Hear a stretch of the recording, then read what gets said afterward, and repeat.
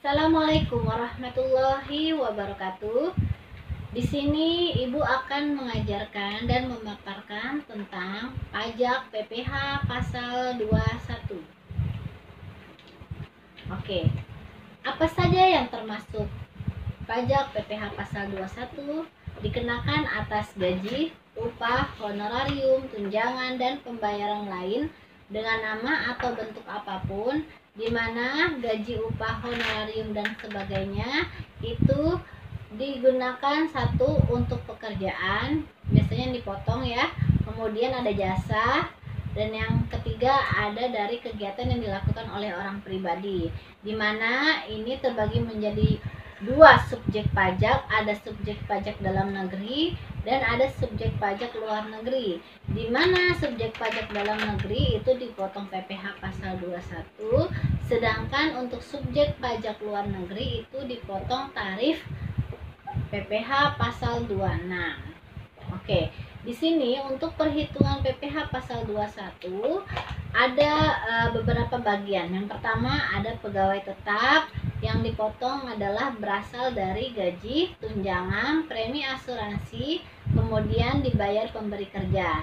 Dikurangi dengan 1. Biaya jabatan 5% dari penghasilan bruto maksimal 6 juta per tahun atau 500.000 per bulan, di mana tarif ini diatur melalui Peraturan Menteri Keuangan Nomor 250 PMK.03/2008.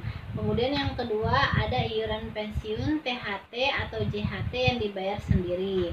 Dan ada juga dari penerima pensiun, di mana dihitung perhitungan PPh pasal 21-nya berdasarkan uang pensiun berskala yang dikurangi dengan biaya pensiun 5% dari penghasilan bruto maksimal 2.400.000 per tahun atau 200.000 per bulan, di mana dari kedua bagian ini itu akan dihitung penghasilan neto setahun, kemudian dikurangi PTKP dan akan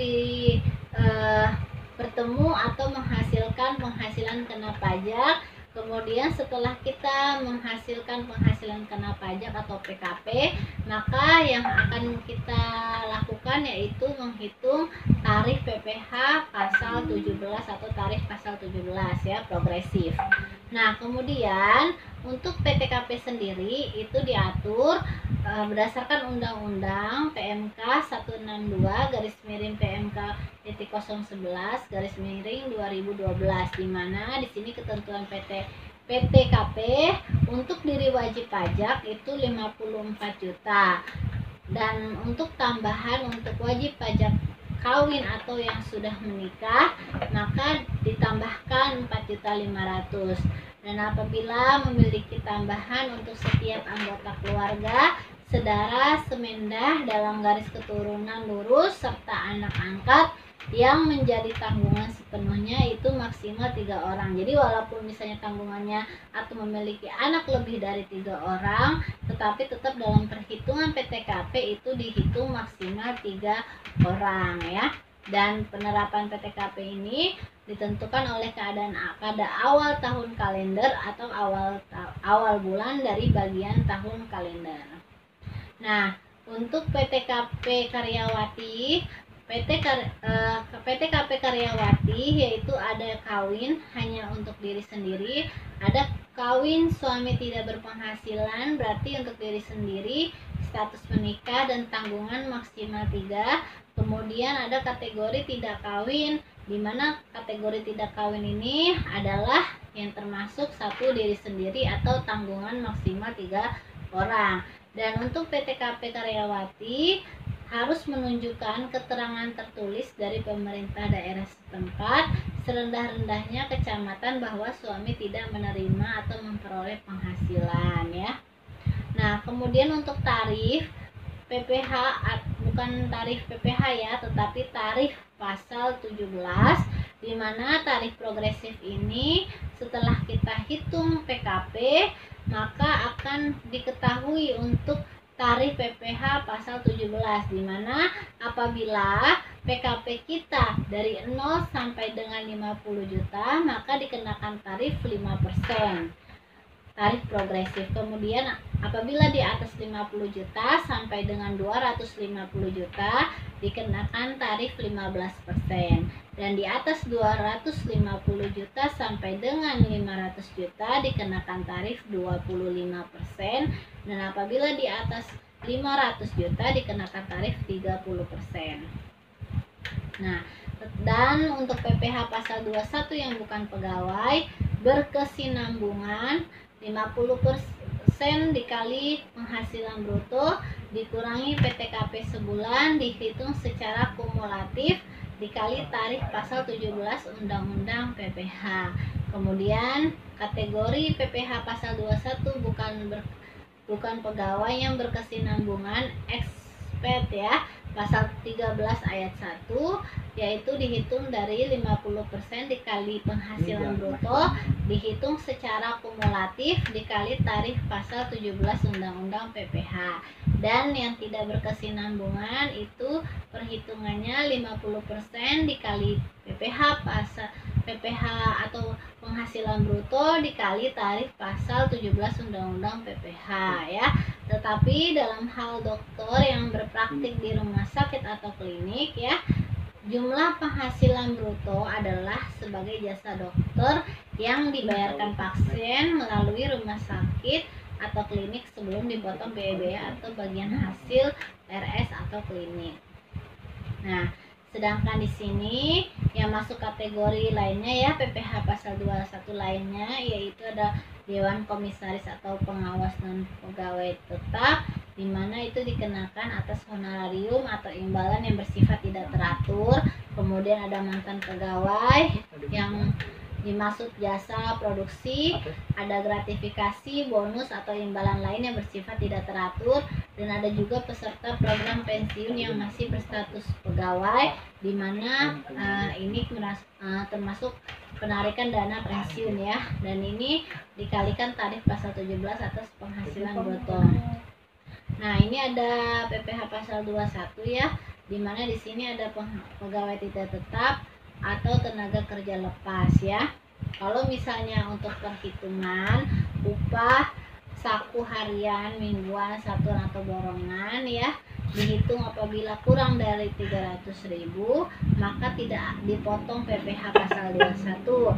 Tetapi apabila penghasilan hariannya lebih dari 300.000 maka akan dipotong tarif 5% ya. Nah, upah kumulatif apabila lebih dari 3 juta sampai dengan 8.200.000 sebulan, upah sehari dihitung PTKP sehari ya. Kemudian tarif PPh pasal 21-nya 5%, dan itu adalah perhitungannya. Kemudian apabila dibayarkan bulanan atau jumlah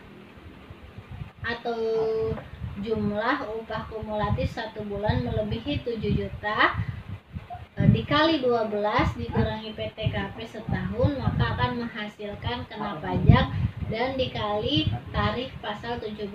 Kemudian setelah kita mengetahui PKP atau hasil dari penghasilan yang sudah dikali tarif pasal 17, maka akan diketahui PPh pasal 21 setahun dan dibagi 12, maka akan menghasilkan PPh pasal 21 sebulan. Nah, di sini ada cara-cara perhitungannya ya, dapat dilihat di slide-nya.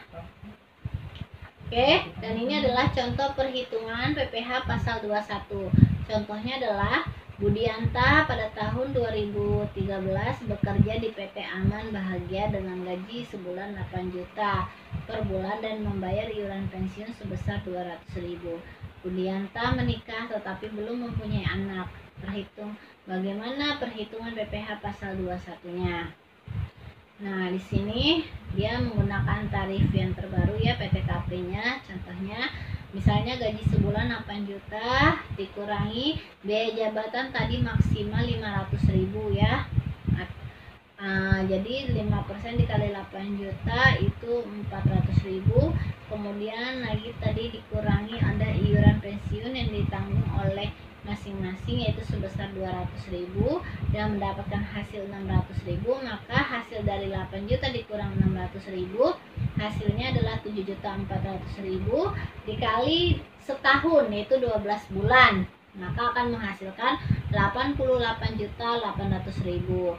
Nah, setelah kita mendapat hasil dari penghasilan neto sebulan, maka kita akan menghitung PTKP ya, yang dijadikan sebagai pengurang pada saat menghitung PPh pasal 21, di mana untuk WP sendiri itu 54 juta dan apabila memiliki tambahan atau sudah menikah itu 4.500.000 dan apabila memiliki tanggungan itu maksimal hanya tiga orang ya. Nah, kemudian setelah dihitung penghasilan neto dan PTKP kita kurangkan, maka akan menghasilkan PKP dalam setahun. Nah, setelah kita menghasilkan PKP dalam setahun ini ya, maka kita akan hitung PPh pasal 21 terhutangnya, di mana tarif PPh pasal 21 yang terhutang adalah dari 0 sampai dengan 50 juta. Sehingga ini adalah perhitungan 5% dikali 30.300.000 akan menghasilkan 1.515.000. Dan setelah kita mengetahui PPh pasal 21 setahun, maka kita akan harus menghitung PPh pasal 21 sebulannya yang dipotong tiap bulannya, yaitu 1.515.000 dibagi 12 bulan dalam setahun yaitu sebesar 126.250. Dan ini adalah PPh 21 yang sebulan yang akan dipotong oleh perusahaan untuk karyawannya. Oke, demikian materi beserta pemaparan yang sudah Ibu sampaikan mengenai PPh pasal 21. Apabila ada yang ingin ditanyakan, dapat ditanyakan. Terima kasih banyak. Wassalamualaikum warahmatullahi wabarakatuh.